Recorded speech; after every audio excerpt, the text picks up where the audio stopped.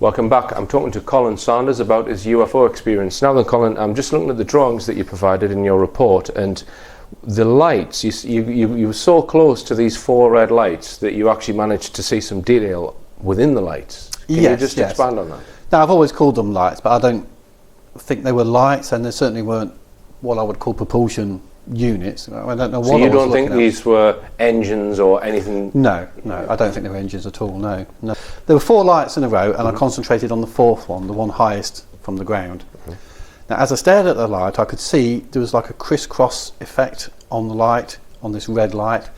The crisscross effect is like you'd get on a lens of a car, but I don't think it was manufactured. Now, over the years, I've done a little bit of experiment with a laser beam, and I've seen, like, if you look into one of these laser pens, you can see some light, some crisscrossing coming into the light. Now, I'm not sure, but I think it's something like Newton's law of ring interference, something along these lines. So I think the lines that I was looking on at the light were produced from the light itself, from the laser effect of the light, rather than being manufactured lines on a glass dome or something. Right. Now, the other thing I've learned over the years, looking at these lights, it was extremely bright. Once it had gone, there was no damage to the eyes at all. You could see everything fine, even though the brightest laser you'd ever been looking at. I have been told that when you use your eyes, there's cones and rods, and they use red lights in submarines because it doesn't affect a part of your eye. You can come out from a submarine and still see in daylight, whereas if it was daylight in the submarine and you came out, your eyes would take more to adjust. So part of what I was saying, that although these lights were really bright and I was staring at them, there was no sort of damage to the eyes or any images left when it had disappeared. Okay. So you feel it was maybe not a conventional sort of light then?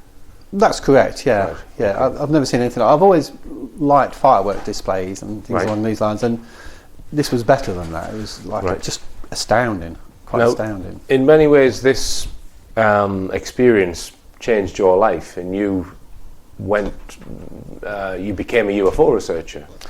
And you've investigated predominantly triangular craft cases, but we've been talking before the interview, and Colin's got a lot of knowledge of different UFO cases. You were involved with Graham Birdsall's talks in the early 2000s, and you also met Stephen Greer. Yes, yeah. So you have become known locally as someone who's interested in UFOs and had this experience. So people have reported some of their cases to you. So can you give us an example of one, Colin? Yes, certainly. And just first of all, I'd like to say that I've been quite encouraged by the response I've had from local people.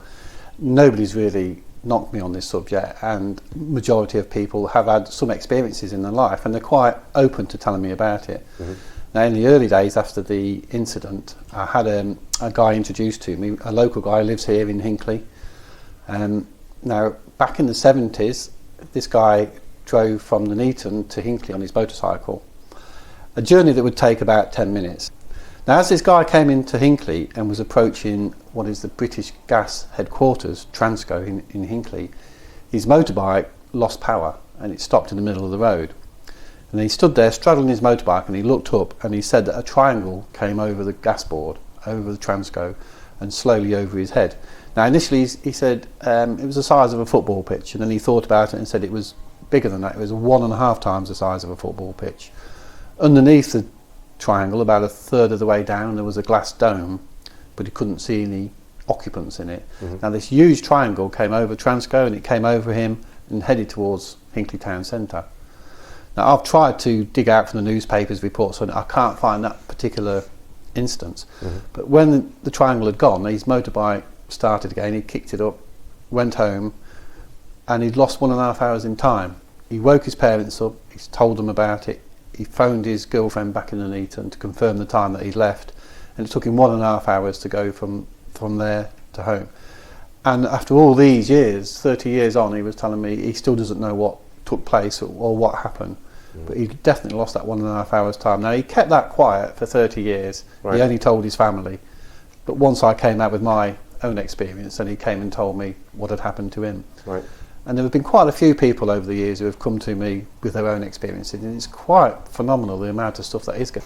I had a case reported to me from 2005 of a guy who again had missing time, having witnessed a triangle, and not only that, he has a physical mark on his body that that appeared after the day that he'd had the missing time. So, I mean, is that something you've looked at, Colin, at all? Abduction?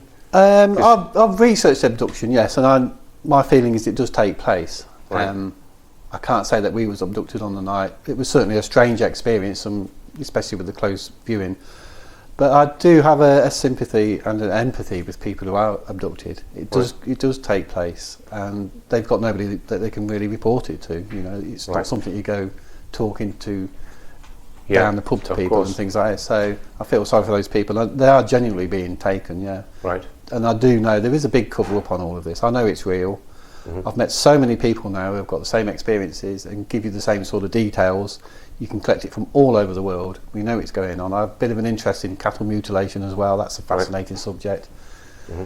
We know it's all going on. It's all hushed up, but you know, I do feel a little bit annoyed with the governments for not telling us more about what's going on. Now, you've actually attended quite a few UFO conferences. Just tell us about that, Colin. Yes, in the early days, obviously I was fascinated by the subject. So UFO magazine was in production then, Graham Birdsall. He was one of the first people I spoke to actually when I had my experience. I got to know Graham quite well over the years, and I'd go to the conferences and I was just astounded by what I was learning.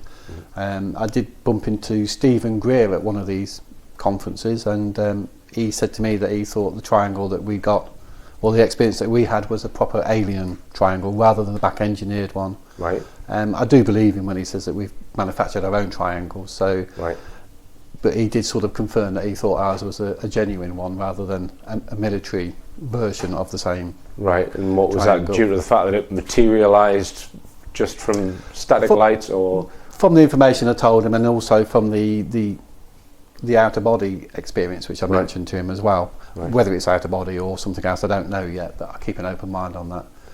But he was pretty convinced it was the genuine article.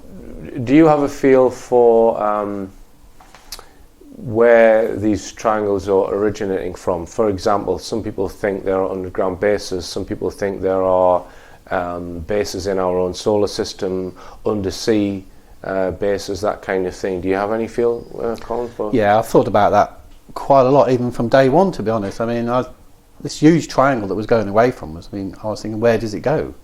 Where does it come from? And one of the things to note, the small triangle that was really close to us, the detailed viewing that we saw, this thing was squeaky clean. It looked like a car that had come out of a showroom. It didn't any miles or turn. There was no burn marks on it, no entry marks coming into the atmosphere or anything along these lines. And I wondered, like, when the large craft was disappearing, where they go to. Do they spend their life going around the dark side of the planet, just trying to hide? Or logic told me they must have bases. So as everybody does, you research on the internet, you find similar cases in different countries, and you'll find things which keep cropping up that tell you that it's going to be true. There's a lot of talk about bases on the planet, and it would seem to me quite logical, and I go along with that. I do believe there are bases underground, North Poles. There may even be bases on the dark side of the moon. I think there's quite good evidence towards that as well. Right. Presumably then, the military must know about this because they have more advanced satellite systems, radar systems. They've got bases all over the place in the UK. So what do you think their policy on it is, Colin? The same as they've been saying for years and years. It's no threat to UK airspace, so we're not interested. That really is just a cover up to say, yes, we know they're here, there's nothing we can do about it, we're just going to leave them alone. As long as they're not doing any damage or attacking a city, then we don't see it as being a threat. They're not saying they're here, but they're not denying that they're here. Yeah. I think they can just come and go as they please, to be honest. The one that we seen, they were so low, I think even the large craft would probably been under radar. Yeah. But as for coming and going out of the planet, I don't know. I mean, the one that materialised in front of us looked like it was coming from another dimension. So maybe they can arrive without travelling through the atmosphere and alerting the authorities that they are here. But generally, I think throughout the whole world, they know they're here, but there's not a lot they can do about it. They're keeping tabs on it, and they're just watching what's going on, basically, and coming out with the same old spiel, no threat to UK airspace.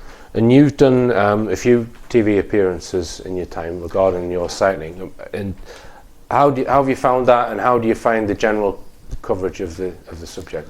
Very good, actually. When you get it down to sort of street level, if you like, normal people, and get away from all those involved with the UFO world, it's very accepted by people. I've been on telly quite a few times, and people in the hometown see that, and like I say, a lot of them then come and tell me the stories about what's happened to them in the past. You know, it's not always UFO related, but the amount of paranormal experiences that go on is incredible, really.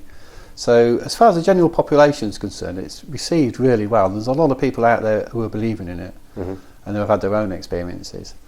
I've done a few conferences as well, and people have come and spoke to me at conferences. I wish I'd made notes of it all now. I could have written a book on stories that people have told me. One or two of them can be a bit scary, but in general, most of it seems to be quite positive. And for me, it's been very positive. Now, you mentioned the word paranormal there, which is a word I'm not fond of, to be honest, Colin, because it kind of, it's not very scientific in my opinion. It's kind of, it's very woolly.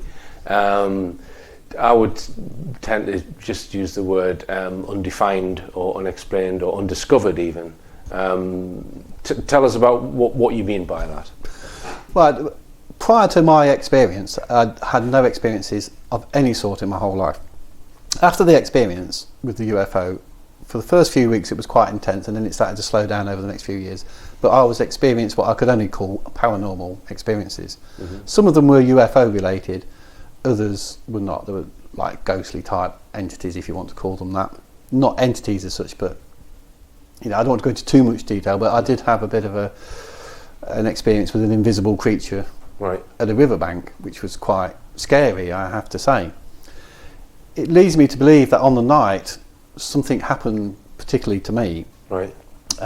Whether they changed something in my mind or actually did something to my brain, I don't know. But for the first few weeks, there was quite a lot of stuff going on. You go along with the out of body experience phenomenon. You would say that people do have out of body experiences. Would you say?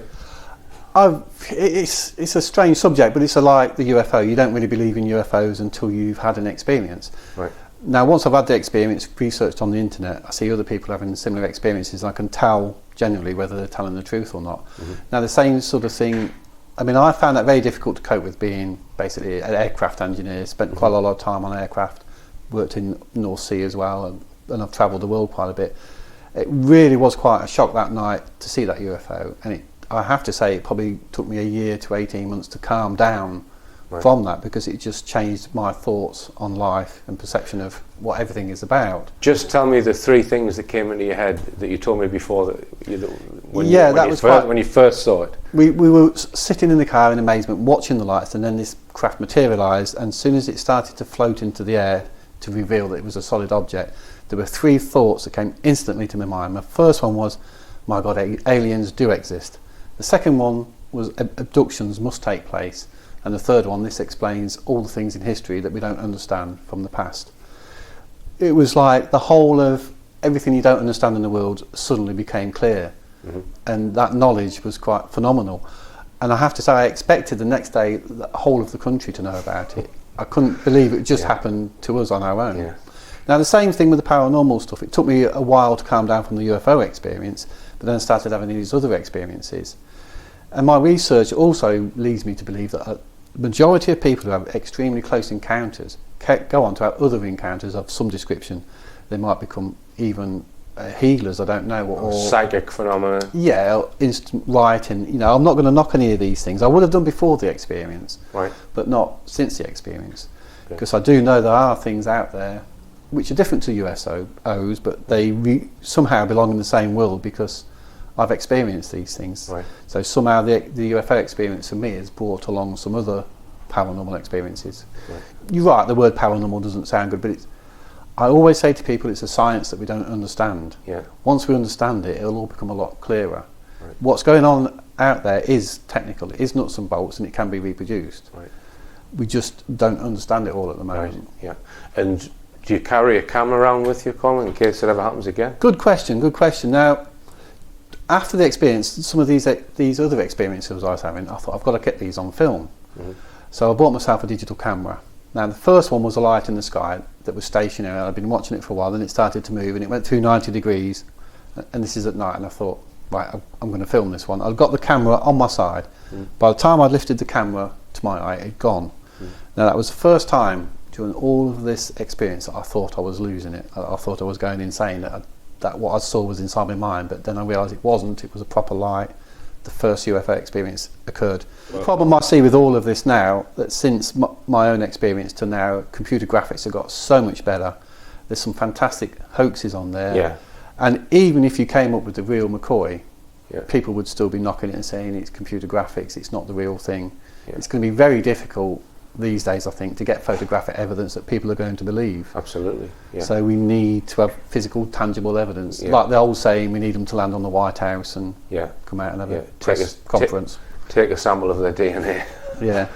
All right, and Colin, well, do let me know if you do capture anything on your camcorder, because it'd be great to get something. But, you'll be the first to know. All right, well, thanks very much for talking to me. Thank you. Thanks for your time.